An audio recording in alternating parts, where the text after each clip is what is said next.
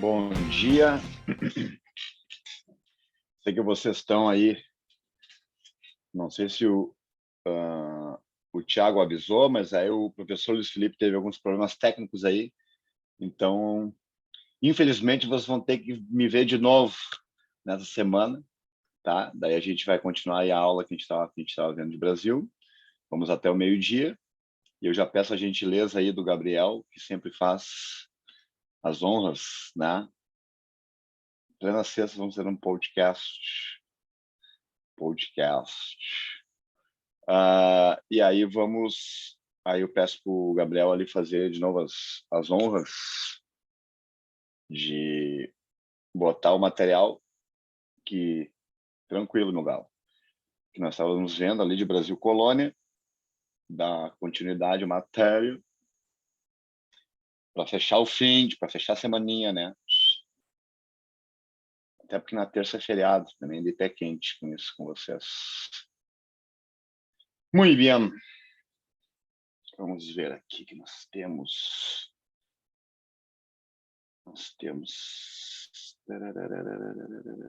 Ó, muito bem, está vindo a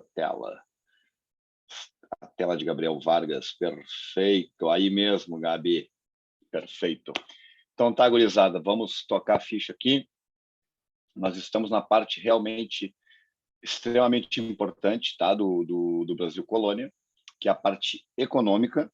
Nós estamos vendo aqui, gente, nós estamos vendo, né, na aula passada, que de 1500 até 1530, em termos mais específicos, há uma nomenclatura, tá, chamada de Brasil pré-colonial. Por que pré-colônia? Lembra? Porque durante 30 anos, o Brasil, território aqui brasileiro, para Portugal, ele não era interessante, ele era um plano B. Por quê? Porque Portugal ganhava muito dinheiro com as especiarias no Oriente e também porque não foi encontrado aqui metal precioso numa quantidade que desse para valer a pena. E o que vai acontecer? Não, pode deixar no outro, pode deixar no do ciclo do açúcar, esse mesmo. E o que vai acontecer?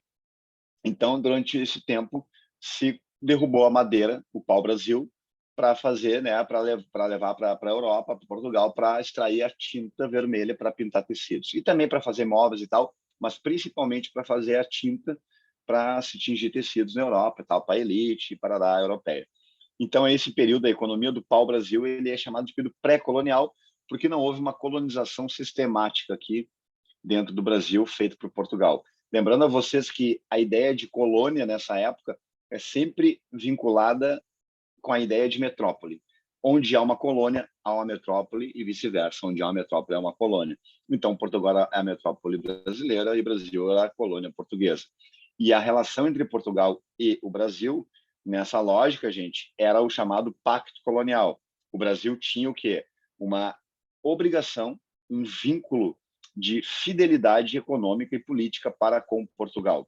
Então, vocês têm que pensar o seguinte, ó, até a independência do Brasil, até o processo de independência do Brasil, o Brasil não é autônomo, ele não pode ter um comércio próprio, mesmo que isso vá acontecer. A gente vai perceber que isso vai acontecer por fora, né, das regras portuguesas. Obviamente que o Brasil vai se construindo e vai vendo que pode ser uma região autônoma, livre de Portugal, isso com o tempo. Mas a lógica é que nesses 300 anos de Brasil colônia, o Brasil é vinculado a Portugal. Ele não pode fazer comércio com outro país a não ser por intermédio de Portugal. E, obviamente, tudo que é produzido no Brasil é produzido para complementar a economia portuguesa.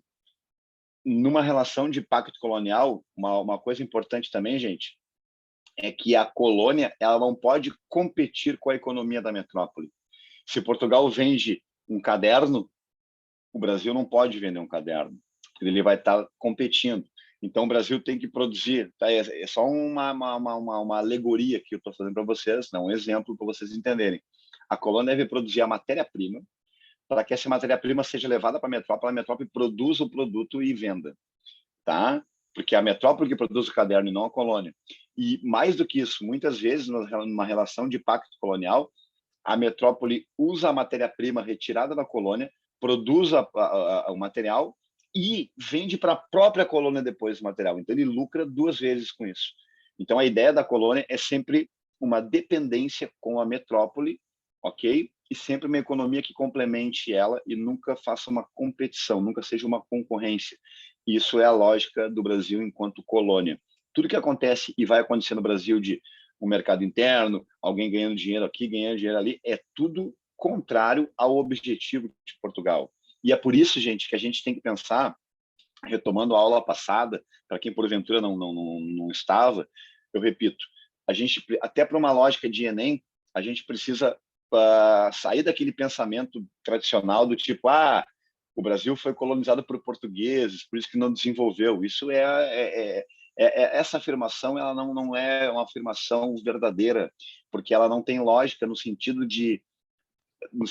do objetivo que Portugal tinha com o Brasil.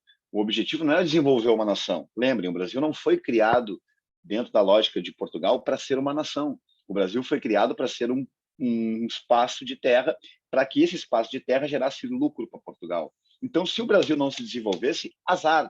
Se o Brasil desse errado, se aqui fosse um país, e foi, que é um país com desigualdade, um país com uma série de problemas que vêm desde lá, um Brasil subdesenvolvido, um Brasil cheio de latifúndio, um Brasil com uma economia dependente, azar. Isso não é um erro, isso não é um fracasso, porque Portugal não projetou o Brasil para que se desenvolvesse sozinho. Né? O Portugal projetou o Brasil para que pudesse tirar o máximo de riqueza. E, obviamente, que com o passar do tempo, o território brasileiro foi se configurando enquanto uma nação ou uma ideia de nação que entendeu que poderia se livrar de Portugal. Mas para Portugal, tudo que se fazia com o Brasil no sentido de explorá-lo e fazer com que aqui não se desenvolvesse era totalmente objetivo, era uma coisa totalmente, digamos assim, projetada. Essa era a ideia de Portugal. E agora, falando nisso, essa projeção se deu dentro do mercantilismo aqui, dentro, gente, do que a gente vai chamar o sistema de plantation, no final vai passar para vocês também, a base da monocultura, latifúndio, a produção para exportação é a mão de obra escrava. Também falei para vocês que a mão de obra escrava ela era melhor, porque ela não gerava uma capitalização de quem trabalhava aqui, e o trabalho escravo gerava o máximo de lucro para a coroa portuguesa. E aí foi aí que eu parei, tá? Sobre a mão de obra escrava.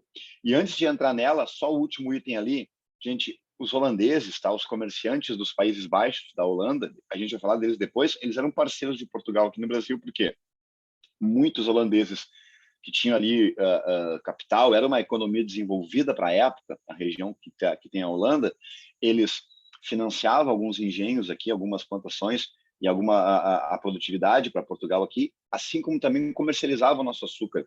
Eram os holandeses que faziam o quê? Pegavam o açúcar que ele vinha em barra, tipo uma rapadura, e levava esse açúcar para a Europa, refinava lá na Holanda, e aí fazia a comercialização para Portugal. Então, a Holanda, durante muito tempo, foi parceira de Portugal, coisa que vai se romper em outra época, e eu vou explicar por quê.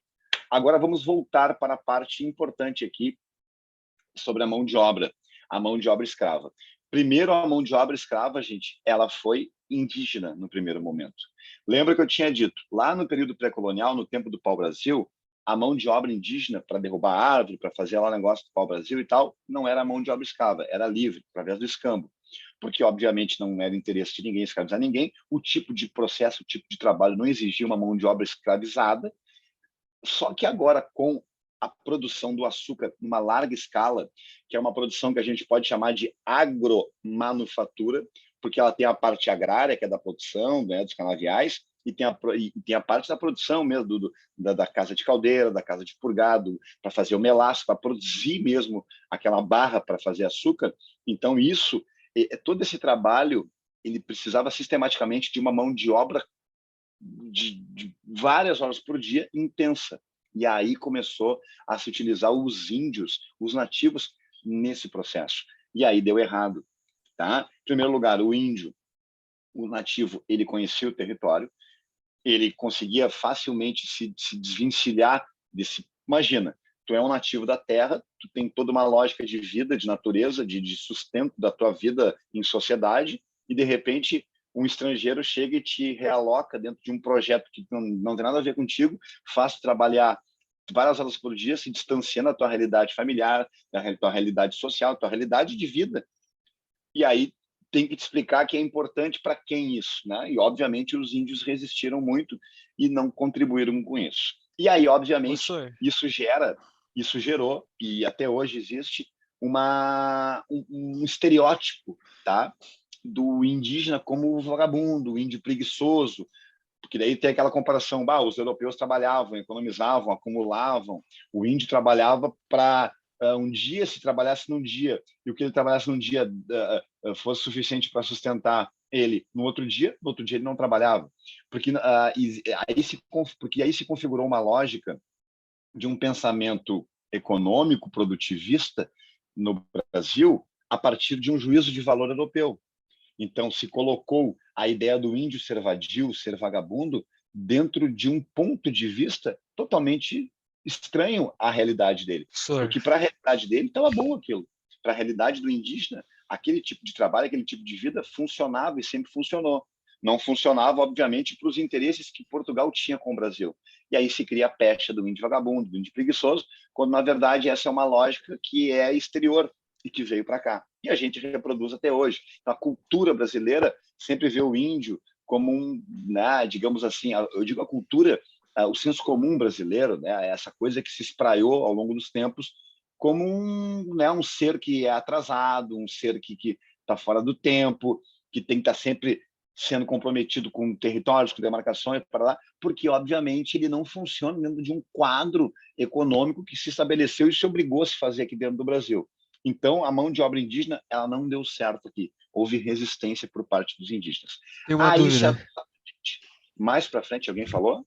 Alguém, acho que não sei, alguém está Eu falando tô bem. com uma dúvida, dá pra ouvir? Oi, claro, estou ouvindo. Eles trocaram a mão de obra indígena pela africana por conta que os indígenas tinham mais facilidade no território para fugir, alguma coisa assim? Agora, é isso que eu vou explicar. Por que dessa substituição? Essa Mas substituição foi quando trocaram a mão de obra para africana, deixaram de utilizar toda a indígena? Ou ainda tinha? ótima, ótima pergunta. A pergunta é fantástica. E é isso que, muitas vezes, a gente passa batido nos livros, né, nas apostilas, e a gente cria uma ideia. A tua pergunta foi perfeita. Então, quer dizer, a ideia, não deu o índio, vamos para o africano. Como se fosse uma coisa estanque, assim, né? De um dia para o outro, não.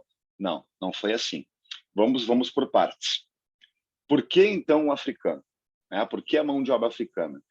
Em primeiro lugar, se criou também dentro do Brasil, tá? Uma lógica, e até hoje, essa realmente é a lógica mais preponderante, e aí é que entra o que eu tinha dito para vocês na terça-feira, de como o Brasil colonial ajuda a explicar o Brasil contemporâneo, de como certas estruturas sociais, certos preconceitos que a gente tem hoje, eles se construíram lá na colônia e foram mal trabalhados e mal discutidos e geram estereótipos que a gente reproduz, tá? Primeiro estereótipo, o africano, como ele vem de uma região tropical da África, muito parecida com a região tropical do clima nordestino, ele se adapta muito mais ao trabalho do sol a sol, na lavoura de cana-de-açúcar, de Parará, então ele tem um corpo mais projetado para isso. Olha, essa afirmação é uma afirmação bem perigosa de se fazer. Por quê? Há, sim, do ponto de vista, digamos, técnico, biológico, um fato de que realmente a composição física, né, a melanina da pele do africano, ela é mais resistente, sim, ao sol do que a melanina de um outro grupo que trabalharia no Nordeste de sol a sol, assim. Mas aí se ideologizou em cima disso, se criou uma ideologia que ela é infundada, mas durante muito tempo ela foi usada, de que, obviamente, o africano é mais afeito ao trabalho manual e aí o branco, o trabalho intelectual. Então, o africano, o trabalho manual, porque ele resiste a isso, o trabalho intelectual é o do branco. Então, obviamente, o corpo do negro ele é mais adaptado a isso. Então, esse tipo de estereótipo, ele até hoje ele se respinga, né, dentro do Brasil e, de certa forma, vocês podem ver, né, a forma do trabalho dentro do Brasil. Se a gente vê as ocupações dentro de toda a história do Brasil até hoje, onde estão ocupados e alocados a população negra ou os descendentes disso dentro dos maiores áreas de trabalho dentro do Brasil, a gente vê ainda um resquício bem grande, né, dos trabalhos manuais feito por pessoas negras e trabalhos intelectuais mais por pessoas brancas. Isso é de uma origem colonial que vem se dissipando, mas é muito presente no Brasil ainda. Então, esse fato, ele não é o fato preponderante e o fato que determinou isso. O que foi que determinou a mão de obra africana no Brasil? É porque, gente, havia já um comércio de africanos escravizados, tá? Por parte de alguns impérios, de algumas regiões no Mediterrâneo e na região da costa atlântica também. O que os portugueses fizeram? Aproveitaram que já existia esse comércio e eles traziam africanos para o Brasil. Por quê? Porque o comércio de pessoas negras, o comércio de africanos trazidos para o Brasil como escravos ou escravizados, tá? Ele era extremamente rentável, dava muito dinheiro comprar pessoas, escravizá-las e trazê-las para o Brasil, dava muito dinheiro ir para Portugal. Isso gerou a ideia principal de substituir, então, esse trabalho compulsório escravo do indígena para o trabalho africano, porque o comércio de escravos era muito rentável, mesmo quando, às vezes, o transporte, gente, é uma coisa terrível, né? Os navios tumbeiros, os navios negreiros que traziam os africanos para cá, ele era de condições desumanas, absurdas. Os caras eram jogados nos porões, era uma coisa assim, ó, muitas vezes se perdia 50% das pessoas que estavam ali dentro, e mesmo assim o lucro era enorme ainda para Portugal trazer os africanos para cá. E dentro dessa lógica econômica, pensem bem, se tu é um senhor de engenho que trabalha na cana-de-açúcar, que tem lá, né, digamos, uma responsabilidade de produzir o açúcar e enviar para Portugal, se tu usa um nativo indígena, tu vai conseguir ele, se tu conseguir, um preço muito baixo. Agora, se tu tiver que fazer a compra de um escravo de fora, tu vai ter que comprar e é caro. Ou seja, tu vai, além de ter que trabalhar com a mão de obra africana né, que vem da África, tu vai pagar por ela. Isso gera lucro para Portugal. Então, Portugal ganhava lucro extremamente grande ao fazer, né, ao desaguar esses africanos aqui no Brasil para a produção de açúcar. Portanto, gente, o que explica o trabalho africano escravo no Brasil é o lucro que o tráfico dava. Então, uma frase muito comum dos historiadores, tá? É a seguinte: é a rentabilidade do tráfico de escravos que explica a utilização da mão de obra escrava africana no Brasil, e não a mão de obra escrava africana no Brasil que justifica o tráfico. Era o contrário, o tráfico que gerava dinheiro, e por isso se colocou os africanos aqui, porque isso dava muita grana. Então, vejam bem, né, nessa lógica, não foi uma questão racista, não foi uma questão preconceituosa que fez com que os africanos fossem trazidos para cá. Foi uma questão de lucro. Porque se fossem, só para dar um exemplo, se fossem caucasianos, se fossem asiáticos que viessem para cá e dessem lucro, a mão de obra escrava seria com essas pessoas. É claro, por causa disso, por essa intensificação desse comércio africano, de africanos escravizados para cá como escravos, ser algo que durou até o final do século XIX, tá? Isso gerou uma cultura racista no Brasil. Porque tu imagina 300 anos, mais do que isso, tu convivendo com negros, com africanos e seus descendentes, sendo só escravos, trabalhando em trabalhos manuais, tu cria uma cultura subjetiva de que, pô, o branco, então, é o dono, o branco é o homem livre, ser branco é ser livre, é ter poder, é poder escolher. Ser negro é ser escravo, é fazer trabalho manual. E é isso que gerou uma cultura racista no Brasil, de fazer uma segmentação, uma diferenciação de pessoas conforme a sua cor. Vejam bem, o convívio, o processo histórico do escravismo brasileiro que vai gerar o racismo.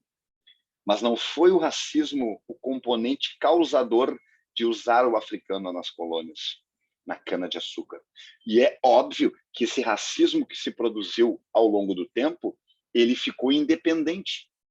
Mesmo depois que um africano, que um negro fosse livre, ele ficou tatuado em si mesmo o racismo estrutural que o Brasil tem. Mesmo depois da abolição, até hoje, existe essa sequela brasileira desse racismo estrutural, seja nas projeções culturais, seja nas relações de trabalho, seja nas relações políticas, em tudo, em todas as esferas.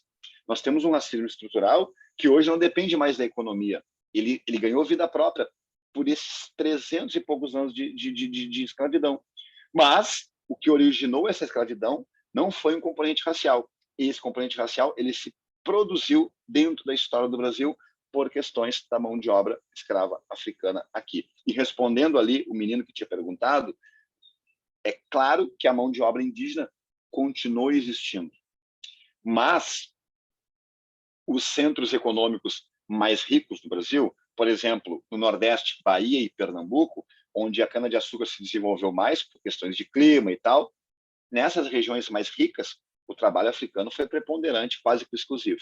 Já em regiões, gente, que não tinham grana para sustentar o trabalho escravo africano, para comprar, continuou, sim, se usando a mão de obra indígena, mesmo que essa mão de obra indígena ela tenha sido, por lei, proibida várias vezes.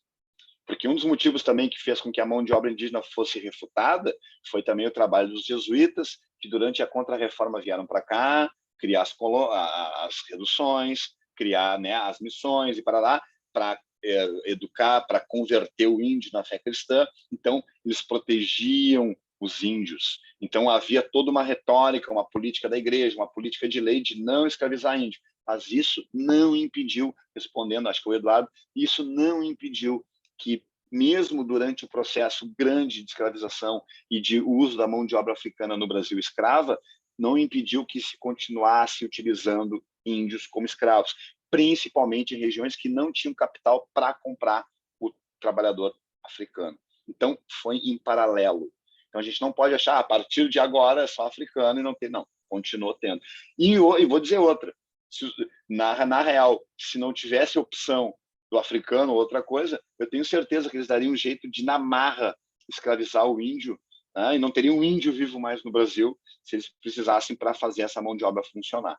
Então, o trabalho africano substituiu o indígena por questões econômicas, mas o trabalho indígena escravo continua existindo, sim, por baixo dos tapetes, em várias regiões brasileiras onde não havia esse capital para comprar o africano, para comprar a mão de obra africana. E aí, gente, pode passar para o próximo slide. Aí vem a parte preponderante, certo, dessa época e desse conteúdo que faz um bate-bola entre o vestibular tradicional e o Enem, que é a sociedade colonial brasileira, patriarcal, racista, que vai se produzir a partir dessa lógica econômica. Então, só para vocês terem uma noção, a vida útil, como eu tinha dito na aula passada para vocês, de um africano, ele era de 10 anos. Por quê? Porque é um trabalho extenso, um trabalho extenuante, agressivo. Os casos duravam 10 anos. E isso também era vantajoso para Portugal. Por quê? Porque quanto menos tempo durasse a mão de obra, mais teria que fazer a reposição. Essa reposição era lucrativa. O Brasil foi o país que mais trouxe escravos à América, no mundo inteiro. Imagina, de 10 a 11 milhões de escravos, de escravizados, tá? Essa nomenclatura é bom de falar, porque o cara não é um escravo por si, né? Ele foi escravizado aqui. O Brasil foi o país que trouxe em torno de 6 milhões ao longo de todo o seu período de escravidão para trabalhar nas lavouras aqui de cana. Foi o país que mais teve escravos africanos na América e talvez no mundo, tá? Porque era uma lógica financeira, econômica extremamente rentável e produziu, como eu falei para vocês, o racismo, toda uma estrutura que se preserva ainda, infelizmente, até hoje. E aí, gente, outra coisa importante também para vocês fixarem, se tem a ideia também, o índio existiu, o índio fugiu, já o negro Não, ele era mais afeito ao trabalho, então ele era mais dócil. Também é uma afirmação de estereótipo, é uma afirmação que não se concretiza nos fatos, porque sim, houve sempre muita resistência africana ao trabalho aqui compulsório.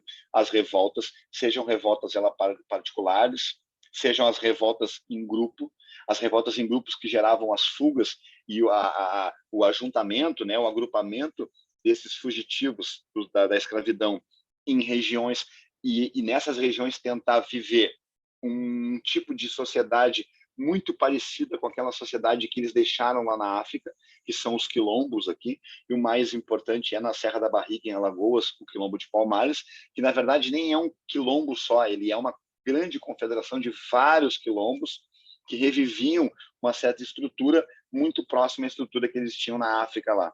Então eles eram os quilombolas, né, que existe no Brasil até hoje, né, as regiões que são remanescentes de quilombolas e tal. Rio Grande do Sul, Porto Alegre tem isso bastante. E o que vai acontecer?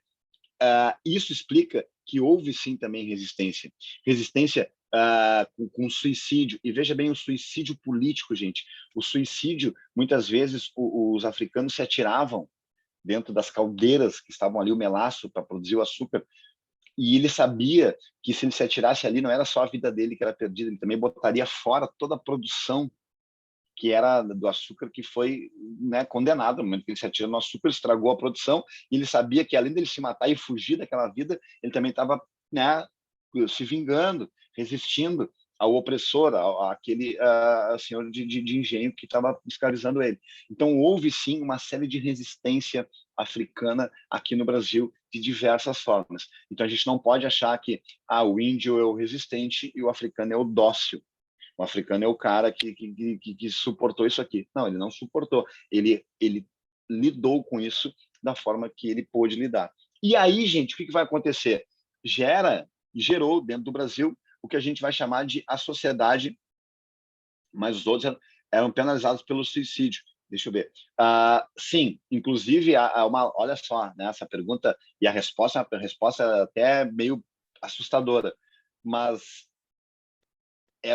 o cara era punido. O suicídio e a violência contra um escravo, ela era punida. Muitas vezes ela era escamoteada pelo dono, por quê? Porque ele não poderia comprometer um produto. Ele era mal visto se ele fosse um senhor malvado, muito violento. Se bem que a violência ela é muito subjetiva, porque a violência era um componente, né, do Brasil colônia, um componente do trabalho. Mas a violência extrema, digamos, que eles achavam que era extrema, era condenada. Um escravo se matar, um escravo morrer por causa de maus tratos, isso era condenável, porque o cara era um cara que era um senhor de engenho, tinha toda uma responsabilidade, e como é que ele vai matar os seus escravos ou ter um tipo de relação ou tratamento com o escravo que fizesse o escravo se matar? Então ele era penalizado, mal visto pela sociedade por isso, sim, mas não numa lógica humanitária, numa lógica política, numa lógica econômica, numa lógica de tipo, trata bem a tua mão de obra, porque é ela que faz a tua vida funcionar. E o engenho funcionando, a economia portuguesa funciona. Então, por favor, seja um bom senhor, não violente, não seja muito agressivo com teus escravos, não tenha uma política, uma prática, uma postura que prejudique a tua mão de obra e prejudique a tua produção. Cara, isso é de uma Pastor, tem uma barbaridade, dúvida. mas é a realidade. Oi?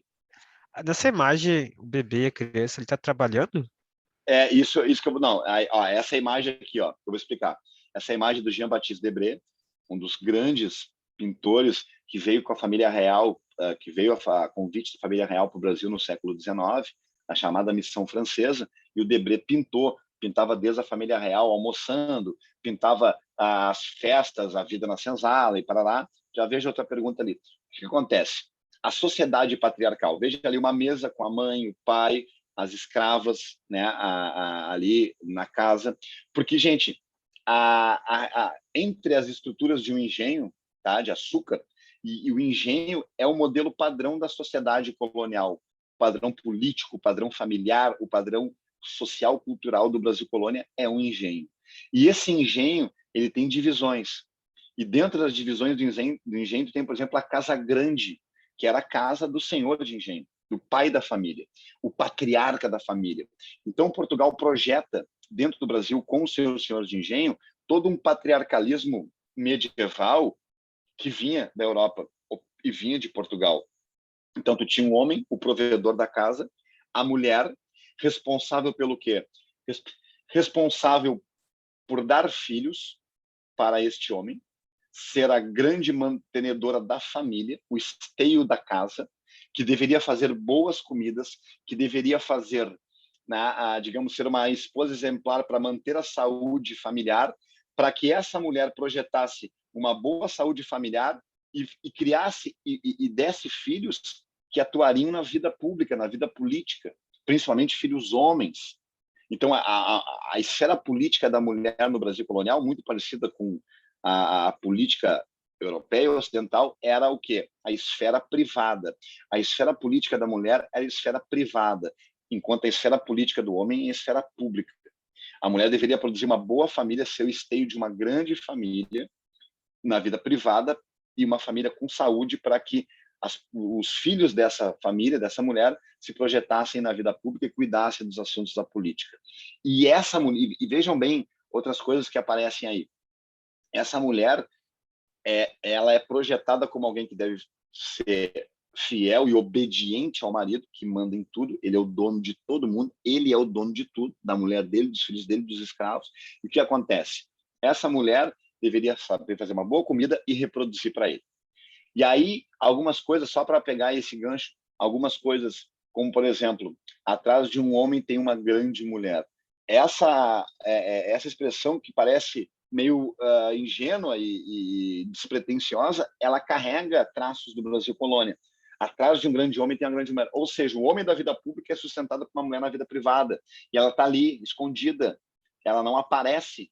Ela é apenas a mulher do cara. Então, atrás do grande homem tem a mulher que cuida da família, mas ela não pode aparecer na vida pública. E outra ainda mais simples, né? Tu vai almoçar na casa de alguém, vai comer, aí tu fala para a pessoa, ó, muito bom, já pode casar.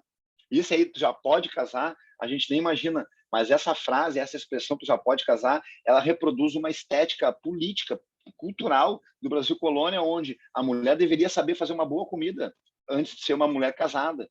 E aí vem o fato mais terrível nessa sociedade patriarcal, que é o seguinte, como eu disse para vocês, essa mulher, tá, deste senhor de engenho, deste político, o homem branco, essa mulher, ela deveria reproduzir.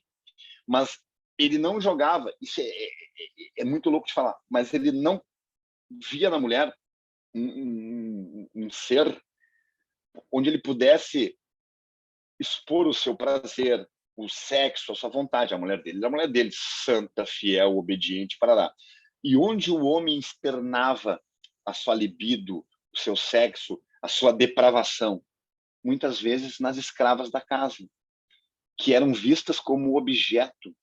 Tudo aquilo que o homem não fazia com a sua mulher sexualmente, porque ela era a mulher dele, católica, feita apenas para reproduzir, para dar seus filhos, ele jogava isso na escrava, um objeto sexual. Eu ia E aí perguntar isso. Hã? Eu ia perguntar isso. O que acontecia se a escrava engravidasse? Engravidou, né? E aí o que acontece? Como a escrava é escrava, ele via ela como objeto, propriedade dele. E havia o quê? O estupro. Então, essa miscigenação. Nós temos, por exemplo, a Casa Grande de Senzala, o famoso livro lá sempre esqueço o nome dele lá, mas o grande antropólogo que escreveu A Casa Grande de Senzala, tá?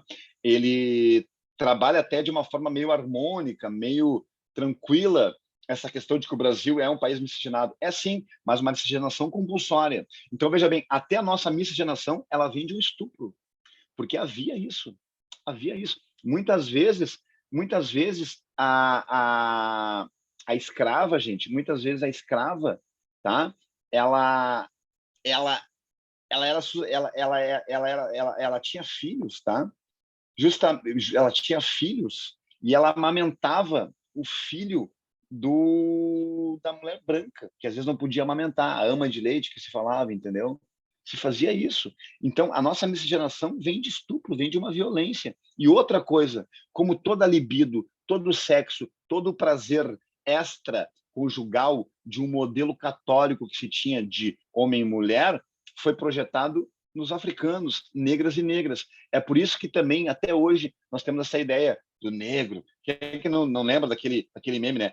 O negão da piroca, as negras e negros são mais sensuais, tem da cor do pecado, a libido. Então, veja bem, a cor do pecado, a cor negra é pecado, é sexo, é libido. Os negros e as negras são mais afrodisíacos, têm o sexo, são mais quentes, como botou, são mais aflorados sexualmente. Isso é de um preconceito que se aculturou no Brasil. E eu vou dizer uma coisa para vocês, até hoje existe turismo sexual no Brasil. O que vem de gringo para cá, Copacabana, Bahia, e chega aqui e fala, quero negras para transar. Ou as mulheres, quero negros. O negro é bom de cama, a negra é boa de cama.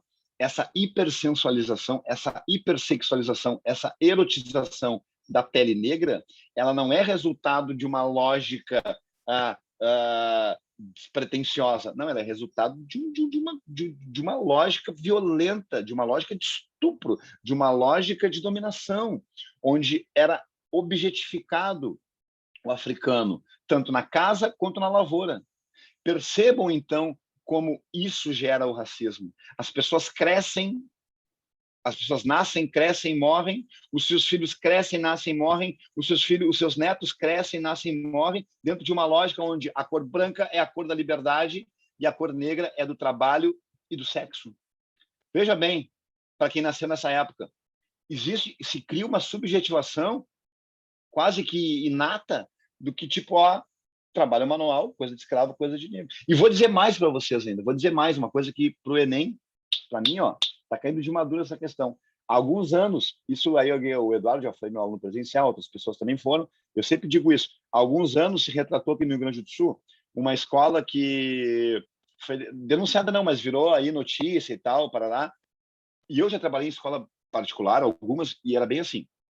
Lá o terceirão, né, a turma que vai se formar e tal, que quer fazer formatura, tem que pagar produtor e para lá, o que eles fazem? Muitas turmas se organizam no terceiro ano para juntar dinheiro, para conseguir fazer rifa e tal. E uma das coisas que os colégios, no público nunca trabalhei, mas eu sempre vejo muito no privado, é o quê? É fazer o bar do terceiro. O que é? Então, um dia no mês ou dois, o terceiro ano ele é responsável pelo bar para juntar dinheiro e, geralmente, nessa época, tem um recreio que ele é temático, com fantasias, com tudo. Aí tem temática de a praia, temática festa, temática Halloween, sei lá o quê. E uma das temáticas que existia, um dos temas era se nada der certo. E geralmente o se nada der certo, a pessoa está de empregada doméstica, trabalho manual, ou até McDonald's, sempre o trabalho manual.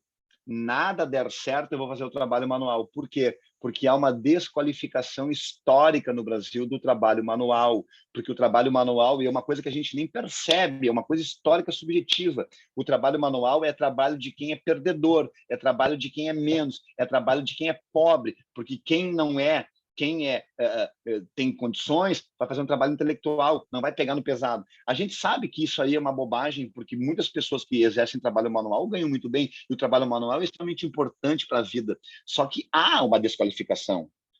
E eu não estou dizendo que o trabalho manual aqui é valorizado no Brasil, não isso. Né? Mas há, obviamente, gente, uma desqualificação simbólica do trabalho manual, porque historicamente ele vem do africano escravo. Percebam isso. Se nada der certo, vou ser um trabalhador manual. Por quê? Porque há uma lógica histórica e vem desde a Casa Grande, dessa época colonial, onde tem o eixo da história política do Brasil, do modelo de sociedade brasileira, desde essa época de que os brancos livres, que deram certo, que têm condições, não pegam no pesado. Só para vocês terem uma ideia do que eu estou falando, muitos africanos que ganhavam a alforria, que ganhavam a liberdade, eles faziam de tudo para quê? Para eles conseguir ter o seu próprio escravo.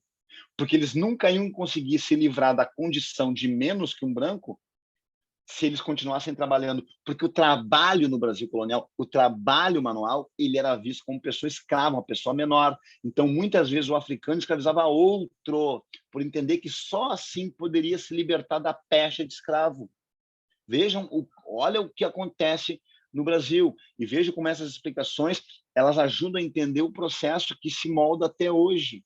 se molda até hoje. Trabalho manual desqualificado, simbolicamente visto como menor, né? Ele é depreciado em função da estrutura colonial. E aqui no quadro de Debré estão ali, ó, os filhos dos escravos, que são cuidados que nem crianças na família, mas são filhos dos escravos, das escravas. E outra coisa também, nessa época aí, ó, tem um escritor francês, ele tem um livro e ele fala da pigmentocracia. A pigmentocracia. O que é a pigmentocracia? Quanto mais escura for a pele, mais longe da liberdade, mais difícil é a liberdade e mais perto do trabalho pesado ele está, mais na lavoura. Quanto mais claro, mais próximo da liberdade e mais de confiança a pessoa é. Então, veja que a cor ela tem um tônus político no Brasil a partir da vivência da escravidão. É bem complexo este assunto, mas a sociedade patriarcal que se molda aí, gente, é uma sociedade que a gente vê os seus resquícios até hoje. Uma sociedade patriarcal exclusivista, principalmente com base no homem branco, senhor de engenho, tá? Católico. O Brasil era um país católico. O Brasil foi um país católico até 1891, com a Constituição Republicana. O Brasil foi um país machista, vamos dizer assim, e né, pelo componente misógino e patriarcal do modelo de sociedade figurado, representado pelo homem branco, dono da casa e responsável por todos que estão nela, incluindo a sua mulher, os seus filhos e os seus escravos objetificados que eram por aí. E esses escravos também, esse tônus da cor, quanto mais escura, mais longe da liberdade, mais longe da confiança e mais ligado ao trabalho pesado. Isso é um componente histórico, um componente estrutural que a gente vê até hoje. Então, quando se fala em racismo no Brasil, a gente não pode confundir o racismo com uma simples, não que seja simples, mas não podemos confundir racismo unicamente com uma injúria racial, de tu xingar um negro. Não, o racismo está na estrutura modelar da sociedade, na estatística, no IBGE, de como se configura a sociedade. E a gente vai perceber que há esses resquícios dos descendentes de escravos, dos negros, ocupando com grande dificuldade espaços que até pouco tempo eles eram espaços extremamente exclusivistas dos brancos, exclusivista. Então, quando a gente trabalha, e aí eu não quero polemizar aqui, parecer que eu estou sendo partidário de alguma coisa, mas quando se fala, por exemplo, política de cotas ou qualquer ação afirmativa, por exemplo, de mulheres negras aparecendo mais no noticiário, né, nos âncoras de jornal, as pessoas pensam, só porque é negro, só porque é negra, porque tem que pensar na qualidade da pessoa. Mas aí eu pergunto para quem pensa assim, então por que até ter essas políticas afirmativas os negros não estavam ocupando esses espaços? Por quê? Quer dizer que antes das políticas afirmativas, essas pessoas não tinham qualificação, então. Então, quer dizer que geneticamente os negros têm uma condição inferior de conseguir o que os brancos conseguem. Se não tem, se é todo mundo igual, né?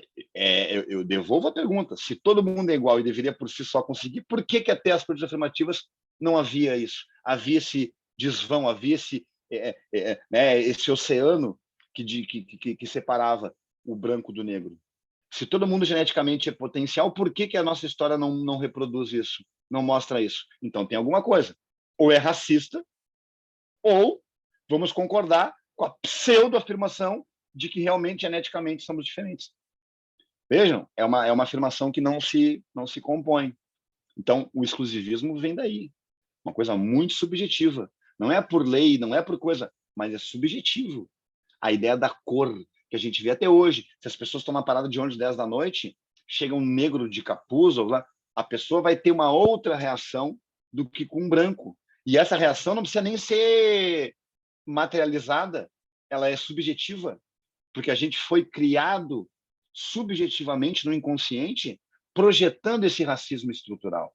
E esse racismo estrutural que a gente enxerga, ele é consequência de uma história. Ele não é algo que apareceu. Porque realmente seria muito infantil, né, a gente analisar essas coisas de uma forma imediatista. por que a cota? Por que a ação afirmativa? Por que qualquer coisa? Como se todo mundo surgisse do nada, né, viesse aparecer no Brasil, e aí sim, né? Todo mundo surgiu do nada, por que o negro tem que ter mais, né, a oportunidade que o branco em tal coisa? Não, porque a história diz isso. Porque a história segmentou, porque a história marginalizou em várias esferas, por causa da cor, essas pessoas. Porque tivemos 300 anos de escravidão. E esses 300 anos, como eu falei no slide anterior, produziu gradativamente uma concepção cultural, simbólica, psicológica na gente, de que, trabalhador negro é inferior ao branco. E isso não se tira de um dia para a noite. Isso se tira com história, com estudo, com educação. Então, vejam bem, essa aula e principalmente esse slide, ele para mim é muito importante para a gente projetar e para a gente conseguir relacionar muitas coisas que são paralelo, que existem em paralelo no Brasil de hoje, mas que o início, o êmulo, né, a origem está lá na formação da sociedade colonial. Uma sociedade também, quer ver, gente, totalmente patrimonialista, porque no Brasil colônia, o senhor de engenho, a política do Brasil colônia, não havia diferenciação entre o espaço privado e o espaço público. O público era do privado. Um senhor de engenho, alguém que mandava aqui, não pensava na vida pública, até porque o Brasil nem era um país, mas não se pensava numa vida, se pensava só na família dele, no patrimônio dele. Então, tudo que era política, que era ligada à economia e à política do Brasil colonial, era ligada à vida privada dos donos do poder aqui. Por isso que até hoje a gente vê corrupção no Brasil, a gente vê vários políticos que fazem o quê? Eles fazem justamente isso. Eles usam o patrimônio público para interesses privados, privilégios, recursos, dinheiro, uma série de regalias que é público, de gestão pública, mas eles são condicionados para a sua vida privada, porque isso também é uma herança colonial de uma sociedade patriarcal patrimonialista, exclusivista. Um país que se forja assim. Então, a gente vê até hoje um modelo de família nuclear que se exige, inclusive em bandeiras políticas, em bandeiras de partidos, em manifestações odiosas, remontando um modelo de família que ou eles são muito pau no cu para defender, ou são muito burros, não conhecer a história, para ver de onde surge esse modelo de família nuclear que eles querem para o Brasil. E tudo isso está no engenho, na família nuclear patrimonialista lá da Casa Grande, que se projetou assim. Então, veja bem, eu despendi bastante tempo nesse slide aqui para mostrar para vocês a respeito dessa lógica, dessa sociedade colonial que se forjou a partir de uma necessidade de açúcar, de uma necessidade mercantilista para se gerar a produção e o monopólio português no Brasil da cana-de-açúcar. E um dos instrumentos foi o quê? Um dos instrumentos foi o trabalho escravo africano. E esse trabalho escravo africano produziu o racismo estrutural, produziu uma sociedade pigmentocrática, onde a cor da pele é política e onde a cor da pele te abre portas e te fecha portas. Não esqueçam isso. E a prova do Enem, até então, é uma prova não neutra, é uma prova ideológica e tem esse propósito de refletir essas coisas, estar nas suas competências, suas habilidades, principalmente lá a competência, a habilidade 13.5 da competência das ciências humanas, a habilidade 13.5 da competência, não em qual competência lá, que fala sobre cidadania, sobre, né, a relações de poder dentro. Isso cai a fu na prova. Então, não esqueçam disso. A sociedade patriarcal, escravista, exclusivista, machista, colonial, produz o Brasil contemporâneo até hoje. E muitas pessoas defendem essa ideia de forma ou mal intencionada ou de forma mal informada. Mas é um protótipo de família até hoje defendida por várias bandeiras dentro do Brasil. E é isso que explica. A história explica. O resto é balela. O resto é balela. Tem que buscar na história as explicações das coisas. Tá? Muito bem. Fechando esse assunto sensível, Eu sempre trabalho esse assunto sensível quando se fala em escravidão, em racismo, quando se fala em machismo, quando se fala principalmente em estupro. Eu tenho todo um cuidado, porque são assuntos extremamente sensíveis, pesados, que eu falo com respeito, mas não deixo de falar porque é um assunto histórico, entende? Não deixo de falar porque é um assunto histórico e tem que ser dito, sim. Tá?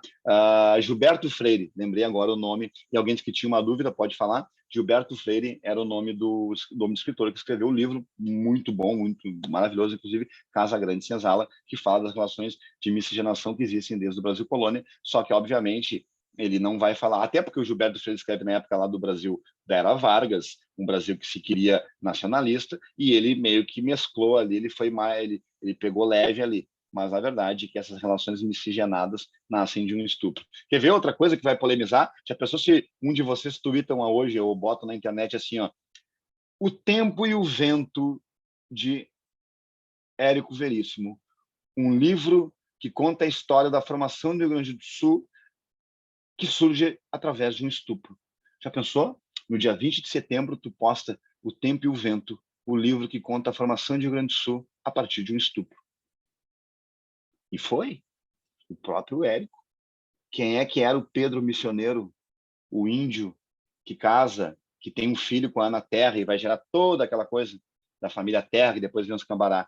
A família Terra, do Pedro missioneiro com a Ana Terra, é filho de uma índia que foi estuprada por um bandeirante e apareceu lá, né, com o padre, não lembro o nome do padre, o padre Alonso, não lembro o nome do padre lá do capítulo A Fonte, esse índio, essa mulher grávida apareceu lá, tiveram um filho, o guri se criou com o padre, uma índia estuprada. Então, olha que pesado é o que eu estou falando, mas é a realidade. E o Enem aborda essas coisas, certo? Pode passar para o próximo slide, onde a gente vai fazer o quê? Galera, vejam bem, o Brasil, tá? O Brasil tem duas políticas econômicas, tem dois focos, dois ciclos econômicos muito importantes, que é o ciclo do açúcar e o ciclo do ouro, da mineração. Só que para eu falar do ciclo da mineração, eu preciso antes fazer um intervalo político para explicar por que, como assim a mineração, né? Como assim aparece a mineração no Brasil? Como assim? Se não tinha encontrado ouro, não tinha encontrado prata, como é que de repente... Então, para isso, eu preciso contar um período ali de 80 anos, tá? Em que o Brasil passa politicamente por um domínio espanhol. Por quê? Porque há a chamada União Ibérica, que vai de 1580 até 1640. O que foi a União Ibérica? A união das nações ibéricas, Portugal e Espanha, dominadas por quem? Pela Espanha. Então, a expressão em prova União Ibérica também pode aparecer para vocês como domínio espanhol, porque, na verdade, a Espanha dominou Portugal. Vamos aos fatos rápidos aqui. Portugal, gente, da família de Aves, tá? Ele tinha um rei chamado Dom Sebastião, que tinha 24 anos, muito católico. Este rei Dom Sebastião, que não tinha filhos, tá? Ele participa de uma batalha contra os muçulmanos, contra os mouros, a batalha de Alcácer Quibir, lá no Marrocos, e ele morre lá. Ele desaparece, né? O corpo dele desaparece, ele morre. E o trono português, ele fica vago. Aliás, só uma questão importante. Esse rei Dom Sebastião, ele desaparece, mas o corpo dele nunca foi encontrado. Isso gera dentro de Portugal uma sub-religião, digamos, uma cultura religiosa popular que é o sebastianismo. Cadê o corpo dele? Ah, não apareceu? Então ele está vivo. Até hoje as pessoas acham que o Michael Jackson está vivo, que o Elvis não morreu e parará, não é mesmo? Então o que acontece? O Sebastião vai voltar. Se criou o sebastianismo. E essa cultura popular do sebastianismo, ela veio para o Brasil. Porque lá na República, movimentos populares ali, como, por exemplo, o movimento de Canudos, com Antônio Conselheiro, o movimento do Contestado, entre Santa Catarina e Paraná, eram movimentos que também defendiam o sebastianismo, a volta do rei Sebastião. Tá? E vejam bem como essa cultura popular se desenvolveu e ela veio para o Brasil. Agora, vamos falar de quem está vivo. O rei desapareceu, não tinha filhos. Tá? Muitos reis iam para a guerra. Muitos reis iam para a guerra, era normal. Isso foi ficando mais... Os reis foram se nutelizando ao longo do tempo. Tá? Mas antigamente, medieval, os caras iam para a guerra, assim. Depois eles começaram só, né, a protocolar, botar o dedão lá, né? O dedão lá na tinta, lá, ó, tá aqui, o rei autorizou a guerra, mas não ia. Tá? Mas, enfim, o que vai acontecer? Aí o cardeal, o Dom Henriques, o tio dele, o cardeal, padre, velho, né, assumiu o trono, mas também aí depois morreu, o trono português ficou vago e a dinastia de Aves não tinha mais ninguém.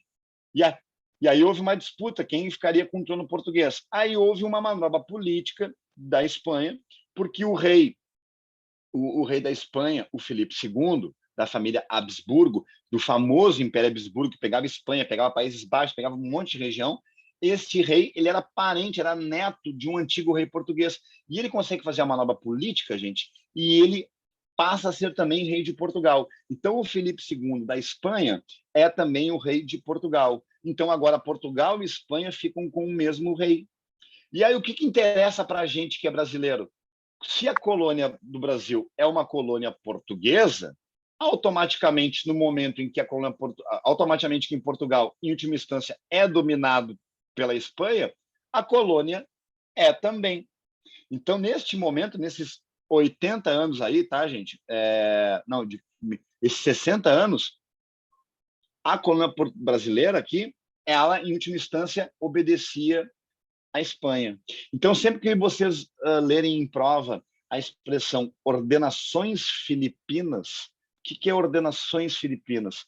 São ordens de Filipe, né, do Filipe da Espanha, o rei Habsburgo da Espanha, que também dominava Portugal. Tá? Só um exemplo aí para vocês. Mais para a URGS do que para o Enem esse exemplo.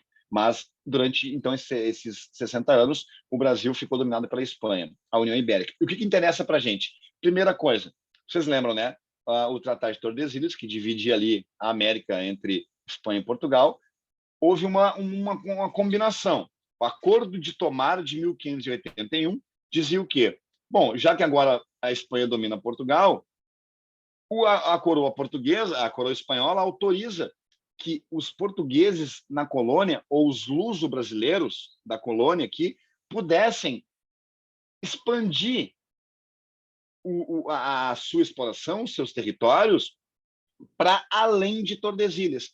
Então, na prática, durante a União Ibérica, o Tratado de Tordesilhas ele desapareceu, porque se o tratado dividia o que era de Portugal e de Espanha, e se agora Portugal e Espanha são de um só, não tem por que ter tratado. Então, gente, o Tratado de Tordesilhas ele se anula com a União Ibérica, certo? Então, vai haver o quê? A interiorização da América Portuguesa, ou a expansão da América Portuguesa. Como assim, senhor? Uma interiorização para dentro, né? Para os limites além de Tordesilhas, que eram a rigor de quem? Da Espanha.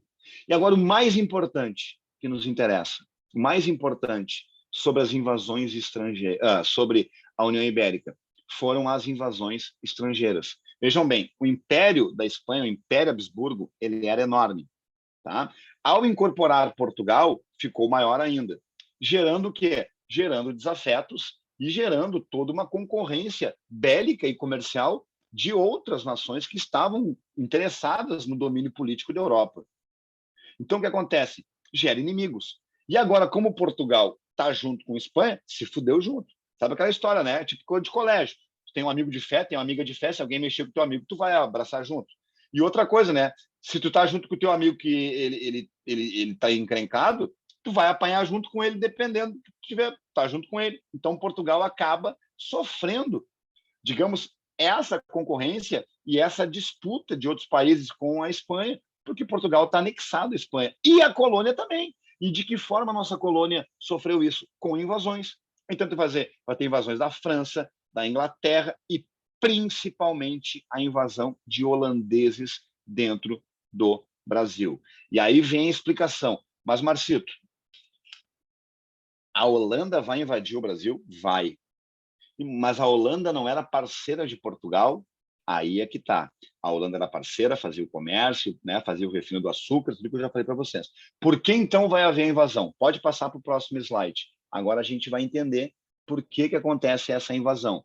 Vamos pegar o contexto. Gente, a Holanda fazia parte, né, da região dos Países Baixos, que tinha ali Holanda, Bélgica, Antuérpia, parará, parará, parará. Os mais ao norte, que eram os chamados flamencos, que é a Holanda, os mais ao sul, tá? Que era onde estava a Bélgica. Tá? E o que vai acontecer? A região da Holanda, ali mais ao norte dos Países Baixos, era uma região que tinha já uma grande atividade comercial, eles tinham uma liberdade religiosa muito interessante, eles eram realmente mais avançados do que aquele tradicionalismo da nobreza europeia católica. Então, sempre foi uma região desenvolvida, a região dos flamengos, diferente da região dos valões da Bélgica ali. Mas, enfim, o que vai acontecer, gente?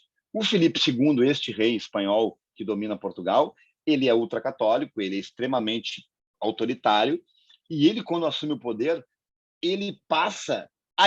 Desculpa, e essa região dos Países Baixos, ela era do Império Habsburgo, tá? E quando Filipe II toma o poder, ele passa a ser muito autoritário. Ele proíbe a liberdade religiosa, ele torna obrigação todos serem católicos, ele começa a criar mais impostos para a região, ele controla politicamente, administrativamente a região, ele é mais autoritário. Isso faz com que a região da Holanda e outros ali iniciem um processo de ruptura, de luta pela independência, que vai durar um monte de tempo. Tanto que em 1581, ali a Holanda e outras regiões vão declarar a República das Províncias Unidas, em 1581. Mas isso aí, a revelia da Espanha. A Espanha não aceitou essa independência e brigou com eles. E o que vai acontecer? A partir de 1581, gente, olha que interessante, a gente vai ter um conflito entre a região da Holanda com a região do Império Espanhol. E nesse conflito, o que faz a Holanda? Ela começa a criar companhias de comércio, que eram companhias de comércio, companhia de navegação, misturando capital privado com capital do governo, para ter contatos com outras colônias, com outras regiões, para fazer dinheiro. Era uma forma de poder sobreviver. E a Espanha brigando com ela. A primeira companhia de comércio criada pela Holanda foi a Companhia das Índias Orientais, em 1602. E aí depois houve uma pequena trégua entre a Espanha e a Holanda, e houve de novo um ataque espanhol para inibir, para dominar de novo a Holanda e acabar com o comércio dela. E entre essas, preste atenção, e entre essas determinações da Espanha, o que o Império Espanhol dos Habsburgo decidiu? É proibido o contato de holandeses com a colônia brasileira. Não quero holandeses no Brasil, não quero holandeses fazendo refino de açúcar, comércio de açúcar. Porra, se a Holanda ganhava muito dinheiro com o Brasil, se a Holanda era parceiro de Portugal, aqui na colônia, a determinação do governo espanhol fudeu com a Holanda. E também com parte aqui do Brasil, que dependia dessa habilidade que a Holanda tinha com esse refino, com esse comércio de açúcar. Ou seja, como o governo espanhol proibiu o contato da Holanda com o Brasil, o que resolveu fazer a Holanda? Ir para a guerra, do jeito que ela mais sabia fazer, em comércio. E aí, em 1621, foi criada a Companhia das Índias Ocidentais, uma outra. E aí que é foda, porque eu lembro que uma vez a URGS, gente, na maior cara de pau, na maior maldade da vida, a URGS fez uma questão sobre isso, e lá no meio, sabe aquelas questões que tem sentença 1, sentença 2? Na verdade, são várias questões de uma só. A URGS botou, então, a Espanha, a Holanda, né, ali, para se vingar ou para enfrentar o governo espanhol, a Holanda invade o Brasil através da Companhia das Índias Orientais. E aí muita gente nem leu direito, e era um detalhe, foi a Companhia das Índias Ocidentais, tá? Só para vocês terem uma ideia, né? Claro que isso não vai aparecer tão cedo de novo numa prova, mas fica aí a dica, né? A Companhia das Índias Ocidentais. E para que foi criada a Companhia das Índias Ocidentais? Para invadir o Brasil. Por quê? Por que o Brasil? Porque o açúcar. Qual era o interesse da Holanda sempre no Brasil? Refino, comércio de açúcar. Ah, mas a Espanha proibiu. Então vamos fazer por nós. Então a Holanda invade o Brasil. E invade em duas regiões. Pode passar mais um slide. Invade em duas regiões. Quais regiões, gente? Óbvio, Bahia e Pernambuco. Por quê? Porque Bahia e Pernambuco eram os grandes centros produtores de quê? De açúcar. Então, no que a Holanda estava atrás? Do açúcar brasileiro. E agora ela vai invadir e vai tomar conta na marra. A primeira invasão foi em 1624, na Bahia, só que não deu certo. Ficaram um ano brigando e foram expulsos. Tá? E aí, obviamente, Portugal e o governo espanhol deram a vida para conseguir expulsar os holandeses daqui, porque, pô, se os caras conseguissem ocupar a Bahia inteira, gente, não era só um centro de açúcar que eles iam ocupar, eles iam ocupar o quê? A capital do Brasil. Então, a Holanda ia ter uma força terrível. Então, não deu certo a primeira invasão. Aí os caras saíram e voltaram em 1630, e aí o outro destino, Pernambuco. E esse deu certo. Tá? 24 anos, o período do início da invasão holandesa até a expulsão holandesa do Brasil. 24 anos. E esses 24 anos aí, ele teve 3 etapas. Tá? A primeira etapa foi a chamada etapa da guerra, da luta, e aí eu botei para vocês a foto ali do Domingos Calabar, que é um polêmico e controverso personagem dessa história, porque o Calabar ele era de origem portuguesa, que no começo defendia Portugal aqui, e depois ele trocou de lado e passou para o lado dos holandeses, incluindo saber ali onde os holandeses poderiam atacar para pegar desprevenido os portugueses, quais regiões que poderiam ser ocupadas pela Holanda para, obviamente, conseguir invadir Pernambuco. E esse cara, ele entrou para a história como um traidor. E depois se rediscutiu, será que o Calabar é traidor mesmo? Está traindo quem? Traindo Portugal, mas Portugal era mocinho na história, então fica essa... Né? Calabar herói ou traidor, né? Aí vai dar interpretação. Inclusive, o próprio o Chico Buarque e o Rui Guerra fizeram uma peça de teatro chamada Calabar, e nessa peça, isso até foi tema de Enem, nessa peça, o Chico Buarque ele faz um paralelo entre esse Calabar e o Lamarca, que era um militar brasileiro, renomado, o cara atirador, né, condecorado, e ele passou a ser guerrilheiro, foi para a esquerda. Ele passou a ir para a luta armada, visto como traidor. O exército odiava lá o Carlos Lamarca, porque ele era um pau no cu, traidor, que foi para a guerrilha. Mas aí também, na peça do Chico Buarque, se fazia aquele paralelo. Traidor de quem? Traidor do Brasil? Traiu o exército, mas o que o exército estava fazendo no Brasil nessa época? Um exemplo de poder político, de uma república decente, democrática, ou estava numa ditadura? Então, aí é uma polêmica que até caiu em prova dessa adaptação, né? Herói ou bandido? Depende de como tu enxerga. É óbvio que o Calabar, como a historiografia brasileira, até a República, ela sempre foi contada com um olhar português, incluindo, né, gente, que a gente conversou na passada, invasões estrangeiras. Obviamente que isso é uma literatura, uma historiografia portuguesa. Invasões estrangeiras. Portugal não é estrangeiro. Portugal, então, é tupi. Claro que não. Né? Então, veja bem, o Calabar foi visto como traidor e depois a sua figura foi rediscutida e passa a ser uma figura controversa. Muito bem. De 1630 a 37, nós temos o quê? A ocupação depois da guerra. E os caras conseguiram. Teve guerra, destruição de engenho, foi terrível. Mas os holandeses conseguiram ocupar Pernambuco e outras capitanias ao redor. Então, a primeira fase foi a ocupação. Pode passar mais um slide. A segunda fase é a mais importante aqui para nós, que é a fase, gente, onde a Companhia das Índias Ocidentais, ela coloca para cuidar, ela contrata para administrar a região ali de Pernambuco e outras capitanias, um alemão chamado Maurício de Nassau-Siegen, que era um grande empreendedor, um grande administrador, e ele vem para cá e vai cuidar. E, por incrível que pareça, gente, foi a época de ouro de Pernambuco e daquela região do Nordeste ali para o Brasil dos engenhos de açúcar, porque ele dominou e administrou muito bem a região para os holandeses. Por exemplo, ele financiou o senhor de engenho, emprestou dinheiro para eles, paga quando puder, vamos trabalhar. O cara deu liberdade religiosa. O cara realmente ele tinha uma mente à frente. A Companhia das Índias Ocidentais na região de Pernambuco, com a administração do Maurício de Nassau, foi fantástica comparada com Portugal.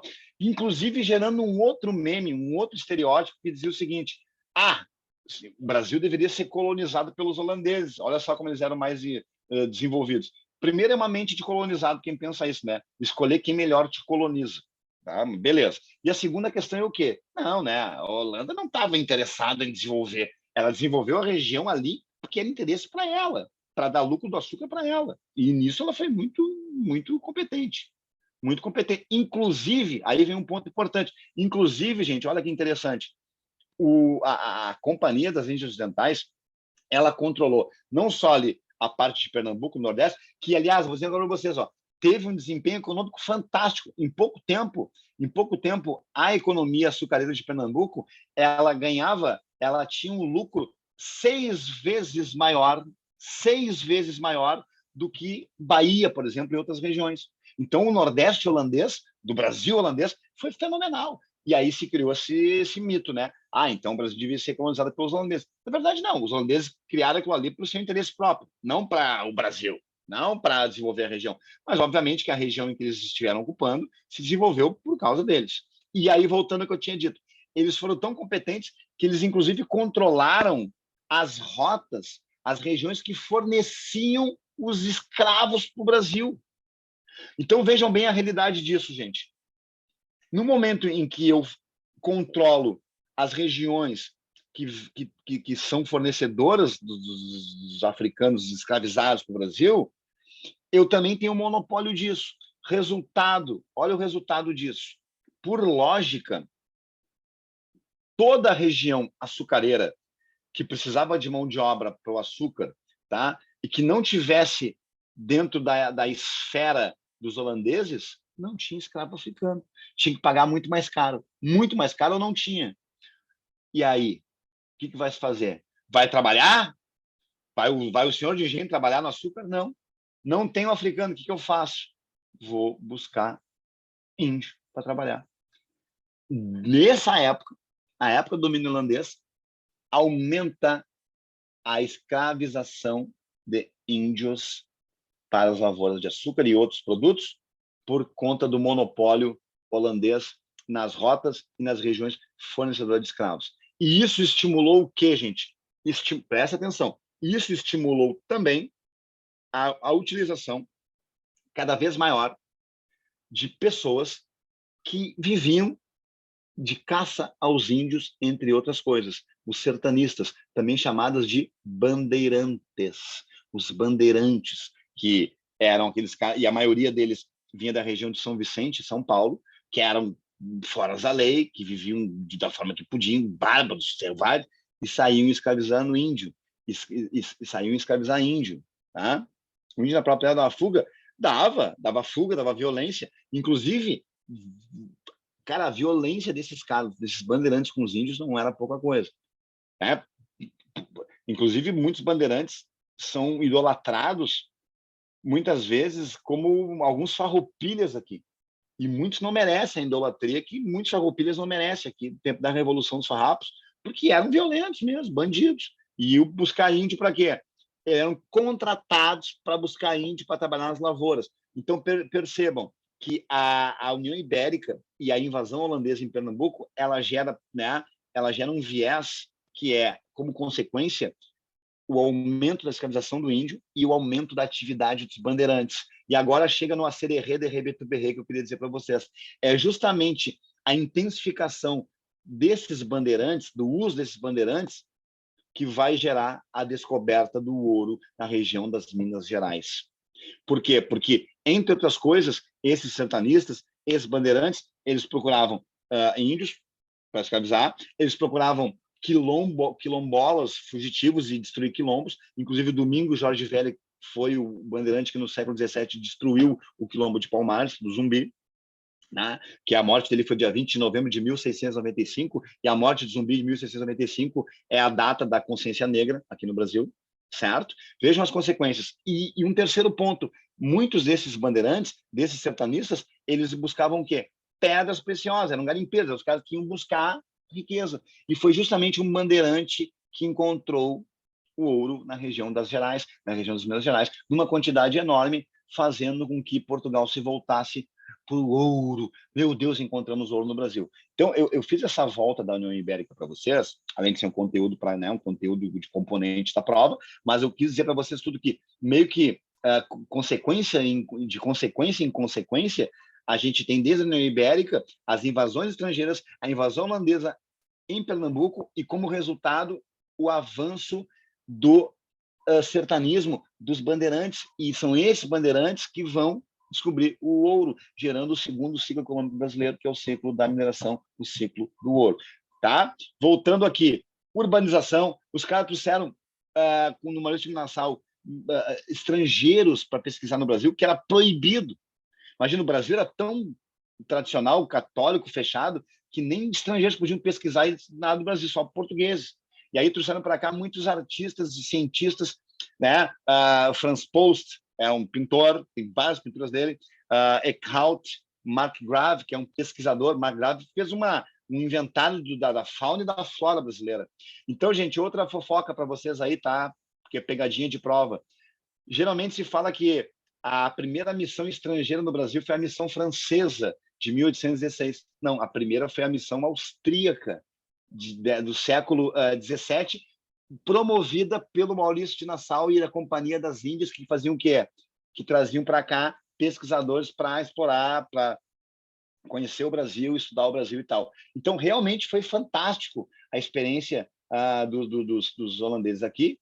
Claro, fazendo uma ressalva, não para desenvolver a nação brasileira, para interesse deles, mas não dá para se negar a maravilha que foi o desenvolvimento da região ali de Pernambuco durante o domínio holandês ali, tá? E aí a gente vai agora para a terceira e última fase dessa invasão holandesa, que é a fase da guerra, da insurreição pernambucana. Gente, muita gente, por incrível que pareça, muita gente não sabe, né? Insurreição é revolta, tá? É esse insurgir. Aí tem definições mais específicas, quando é que é uma revolta, quando é que é uma insurreição, depende da quantidade de pessoas, depende de quanto que, foda-se. Para vestibular, sempre entendam, insurreição não é ressurreição, tá? Não é? Insurreição é uma revolta, é um confronto, uma população contra um governo, contra alguém que está no poder. E essa insurreição, ela vai durar aí 9 anos, tá? Vamos aos fatos. Em 1640, gente, Portugal, ele consegue retomar o trono português, tá? Com conflitos, com lobbies, com a ajuda econômica da Inglaterra, a família Bragança entra no poder definitivamente. Ó, a família Bragança, que foi a última, definitiva, tá? Que se estabelece em Portugal. A restauração portuguesa naquela época, ok? E aí Portugal, obviamente, com todo o dispêndio e toda a grana que usou para se restaurar, não tinha condições naquele momento de, tá, agora vamos lá tirar a Holanda de Pernambuco. Era difícil. Aí tentou um acordo, tentou uma trégua, uma combinação de ideias. Só que as coisas mudaram um pouco. Entre essas coisas, a Holanda, neste período, lá na Europa, ela estava entrando em guerra com a Inglaterra, tá? Em guerra marítima, em guerra por controle comercial e parará. E a Inglaterra, ela tomou um tufo da Inglaterra. Ela perde a guerra para a Inglaterra, fica mal das pernas economicamente, e o que vai acontecer? A administração da Companhia das Índias Ocidentais, aqui em Pernambuco, ela exige dinheiro do Nassau. Ela fala, Nassau, o que tu emprestou lá para o senhor de engenho, para eles poderem fazer açúcar lá? Eu quero que tu pegue de volta, quero que tu cobre eles, e eu quero que tu aumente os impostos. E o Nassau falou, não, se eu fizer isso, agora que a economia está desenvolvendo, eu não posso. O Nassau não é um pedido, é uma ordem. Eu quero que tu aumente os impostos e eu quero que tu cobre tudo que tu emprestou dos caras. E o Nassau falou, não dá assim. Então, tu está demitido. E o Nassau é demitido da Companhia das Índias. E o Nassau sai daqui. E aí uma junta governativa passa a governar. E aí o bicho se pega, porque esses caras que vão governar no lugar do Nassau vão aumentar os impostos, vão tributar a full os caras aqui e vão cobrar dos caras tudo que eles tinham pago, o senhor de engenho, tudo que eles tinham emprestado. E aí começa o quê? Já tinha a restauração portuguesa, Portugal já estava no poder, já tinha todo um cenário um pouco diferente e ainda há uma administração diferente da de Nassau aqui na Holanda. Resultado, há uma resistência. E aí o início de um conflito para expulsar os holandeses do Brasil. Então, porque às vezes as pessoas ficam, alguns alunos lendo rápido, ficam meio sem entender, né? Por que até os nativos e os senhores de engenho queriam expulsar os holandeses? Porque não era mais o Nassau, que tinha uma administração legal. Não o Nassau foi demitido, houve uma troca de poder, e esses caras que vieram no lugar do Nassau eram extremamente diferentes dele. Aumentaram os impostos, queriam cobrar as dívidas, enfim. E aí houve uma hostilização, e uma hostilização que gerou uma guerra, gente, que vai gerar aí um conflito enorme, e gerando também um conflito que vai gerar uma cultura popular, de a primeira guerra nacionalista no Brasil, porque tinha um índio participando, um africano e um brasileiro. Aí se criou todo o mito de que uma guerra, né, dá para dizer que é uma guerra nativista, porque os caras estavam juntos ali lutando contra os interesses da Holanda ali, da Companhia das Índias Ocidentais. Mas nacionalista não é, porque o Brasil nem era um país, não tinha nem ideia de nação. Mas resumindo o que interessa para vocês aqui, os holandeses finalmente foram expulsos no ano de 1654. Resultado, festa do chopp quente para Portugal. Ressaca. Sabe aquela festinha que tu tá e toma a cerveja quente, não tá legal? Ou seja, a festa não é tão boa assim. Por que eu estou dizendo isso? Porque os holandeses foram expulsos. E vejam bem, até os holandeses dominar Portugal, até os holandeses dominar a colônia, no tempo que eles ainda eram comerciantes e faziam refino do açúcar, do que os holandeses sabiam? De comércio e refino de açúcar. Agora, 20 anos aqui na colônia, o que eles aprenderam? Tudo. Eles conheceram, né, dominando ali as capitanias de Pernambuco e região, das regiões próximas, eles aprenderam todas as etapas do processo da produção do açúcar. Então, eles tinham todo um gabarito, um know-how para fazer. E o que acontece? Aí os holandeses são expulsos, eles vão para a América Central, ali, principalmente na região do Suriname e do Curaçao, e vão fazer o quê? Vão produzir açúcar. Resultado, um açúcar mais barato, que o açúcar português, mais barato, e um açúcar de maior qualidade. Então, pensa bem, dentro da lógica do mercado internacional do açúcar, tu tem um produtor de açúcar que agora te fornece um açúcar melhor e com preço menor, é óbvio que tu vai passar a comprar deles. Ou seja, a expulsão dos holandeses garantiu o domínio territorial para Portugal, politicamente de um lado positivo, só que economicamente desastroso, porque daí a concorrência holandesa com açúcar na América Central praticamente fudeu com o açúcar português no Brasil. É aí que a gente chama a crise do açúcar brasileiro. A crise do açúcar por causa da concorrência holandesa. E aí eu preciso que vocês entendam que há toda uma cadeia de relações de causa-consequência que vai explicar, por exemplo, as primeiras revoltas nativistas do Brasil, que vocês aprenderam com a Sra. Janete, Sra. Rejane, Sra. Vera Lúcia, Solange, que é a revolta de Beckman, revolta de Vila Rica, Guerra dos Emboabas, Guerra dos Mascates, para lá. Por quê? Vamos aos fatos. Aí o governo português se ferrou com a concorrência holandesa, ficou mal das pernas, o açúcar caiu, a exportação do açúcar caiu por causa da concorrência. O que vamos fazer? Precisamos aumentar a extração de dinheiro de tributo no Brasil.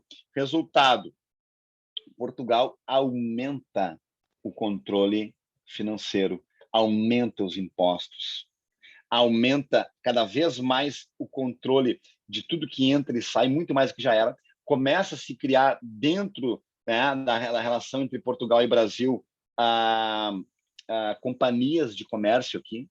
Ou seja, se tu quer um caderno, eu quero um caderno, eu quero uma Coca-Cola, dá um exemplo aqui, eu quero um isqueiro, tudo tem que vir dessas companhias.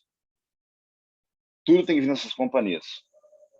Ou seja, eles monopolizam. E aí começa a ficar cada vez mais difícil, né, para qualquer senhor de engenho, qualquer pessoa daqui, qualquer nativo, né, seja ele dono do poder ou não, se manter.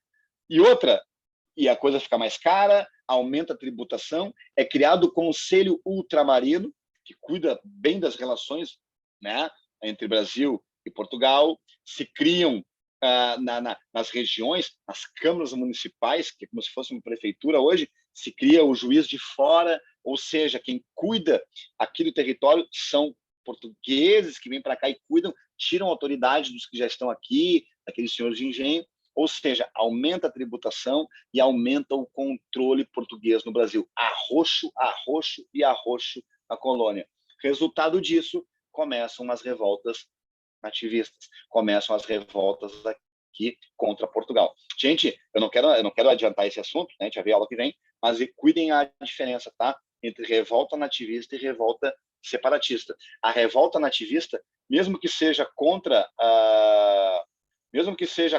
Portugal, que horas são aqui? Tá, falta 4 minutos. A revolta nativista, mesmo que seja contra Portugal, a revolta nativista, ela não quer se separar. Ela não tem o intuito de romper, apenas de resolver problemas locais que foram criados por Portugal ou não. Já as revoltas separatistas que virão depois, essas sim, o seu nome do Brasil foi dado em que ano? O nome do Brasil? Muito difícil. Boa pergunta, cara. Chamava-se de Brasil especificamente, eu não sei que ano que foi. Agora é Brasil, País Brasil, o ano em si. Mas sempre se chamou, sempre se, sempre, sempre se chamou de Brasil durante a colônia. Mas não se fez especificamente a data em que oficializou o Brasil, tá? Mas eu vou pesquisar e vou trazer, até porque é uma curiosidade que eu também acabei de ter agora, tá? Mas eu sei, por exemplo, que o Brasil ele era parte do Império Português, depois ficou o Império Brasileiro. E outra coisa interessante, né? O Brasil na República que nós temos até hoje, até a Constituição de 67, olha que interessante. O Brasil é chamado de República dos Estados Unidos do Brasil.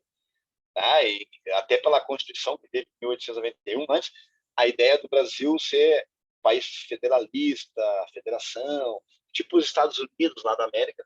Tá? Então, o Brasil tinha o nome de Estados Unidos do Brasil até 67, depois é que o Brasil passou a se chamar de República Federativa do Brasil. Tá, gente? Então, semana que vem, ou não vai, que vai ter feriadinho, tem um feriadinho, mas eu vou disponibilizar para vocês um vídeo que eu vou fazer, mandar para vocês.